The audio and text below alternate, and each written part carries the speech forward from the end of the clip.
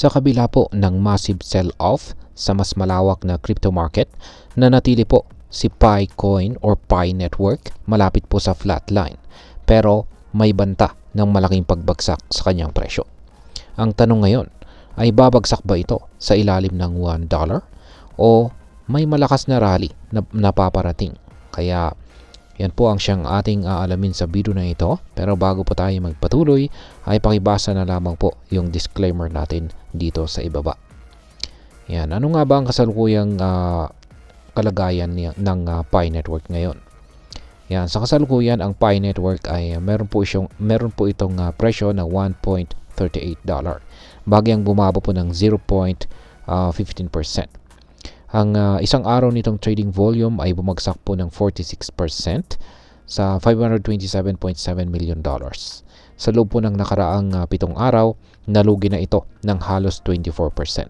At mula nung ito po ay nailabas nitong February 20, bumaba na po ito ng 19%. At ayan, sa kabila po ng pagbaba ng presyo, ay tila lumalaban pa rin ito sa pababang trend ng market. Si Bitcoin halimbawa ay bumaba na po ng 2.3%, habang ang Ethereum naman ay bumagsak ng higit 8%. Sa ganitong sitwasyon ay nagiging mahirap para sa mga traders na magdesisyon kung papasok ba sila sa PiCoin ngayon o maghihintay muna. Yan, ngayon ay bakit may banta ng pagbagsak sa presyo ng PiCoin? Ayan. Isa po sa mga pangunahing dahilan ng pag-aalangan ng mga investors ay ang nalalapit na token unlocks. Ayon po sa PiScan data, umaabot po sa 9.05 billion na Pi ang nailalabas araw-araw na may halagang $18.11 million kada araw. Pero ang mas malaking issue po rito ay ang mga paparating na unlocks sa March 17 at saka March 21. Sa mga petsa pong ito ay mahigit 23 million Pi ang ilalabas sa market na nagkakahalaga po ng halos $46 million. At sa susunod na 30 days, halos 272 million na Pi tokens ang marirelease. At maaring magdulot po ito ng matinding selling pressure. Kapag mas maraming tokens ang inilabas sa market, may posibilidad na bumaba ang presyo nito dahil maaring dumami ang nagbebenta kaysa sa mga bumibili. Kung hindi po makayanan ng presyo ng PiCoin ang pressure na ito, maaring bumagsak ito sa psychological barrier na $1. Ngayon ay posible nga bang mag-rally ang presyo ng PiCoin? Ngayon, sa kabila po ng mga pangamba ay may mga analyst na nananatiling optimistic. At ang tanong ay bakit? Yan. Una ay may mga usap-usapan tungkol po sa posibleng listing ng PiCoin sa Binance. Alam naman natin na halos lahat ng top 10 cryptocurrencies ay nakalista kay Binance.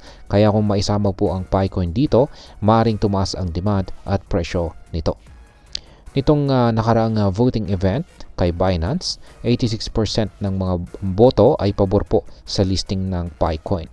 Kung maisa sa katuparan ito, malaking tulong po ito sa presyo ng asset.